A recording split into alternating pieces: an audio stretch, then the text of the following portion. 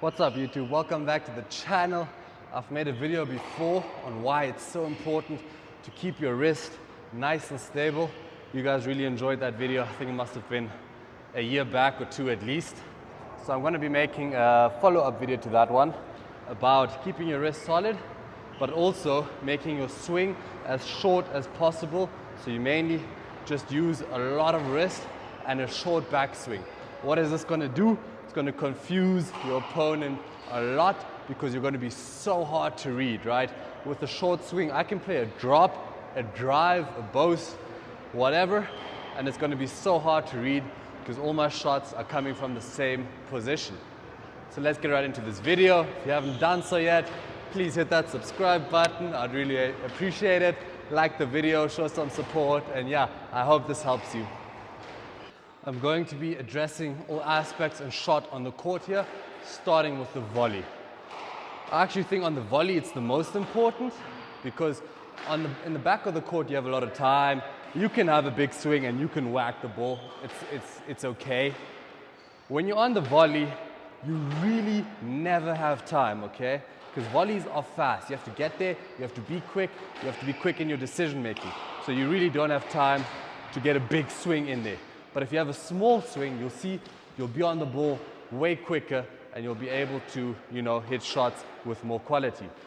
Yeah, the first drill I'm going to be showing you guys is just straight volleys. But this one simple tip here is going to make the difference. It's keeping distance to the ball. When we volley, we want to take the ball nice out ahead of us. Why? Because we're going to be in a stable, wide base. We're going to be comfortable, have a lot of space, and make it awkward for our opponent, right?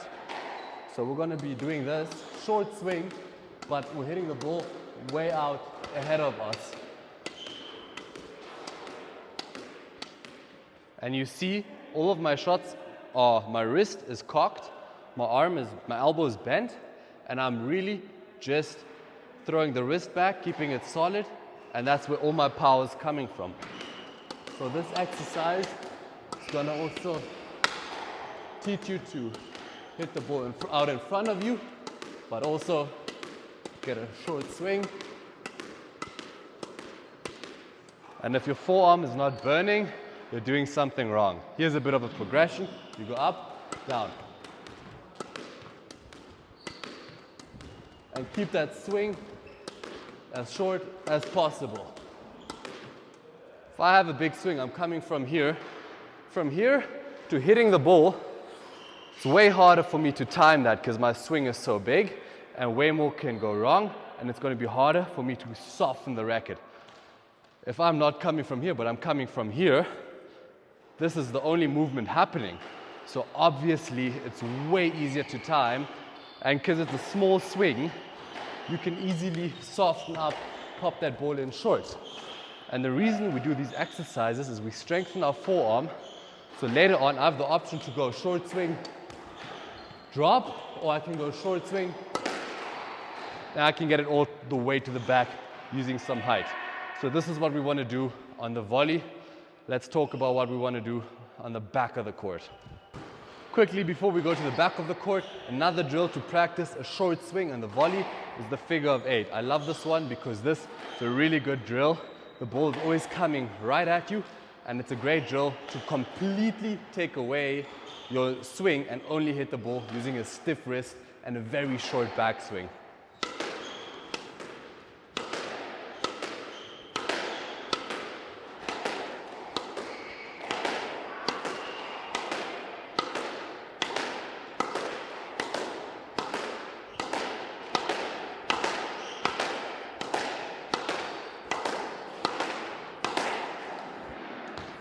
It makes timing and racket prep way easy. The only racket prep I need is this. I don't need this for racket prep. All I need is this. Racket up, snap. Right? So from the back of the court, this exercise is quite huge because usually from the back of the court, we don't have too many options besides just driving it and hitting it cross court in a routine fashion. But if we have a short swing in the back, your opponent won't know if you're going for a drive, snapping it cross court, or even just playing a simple drop. And if my swing is nice and short, I can play that drop every single time without hitting the ting. Okay, so number one here, keeping that wrist very stable. When the ball comes back, I like to follow the ball with the racket and then just keep a short gap between it. And coming through with a bit of forearm and then snapping it at the end, following through with a nice and solid wrist, as you see there. Here we go.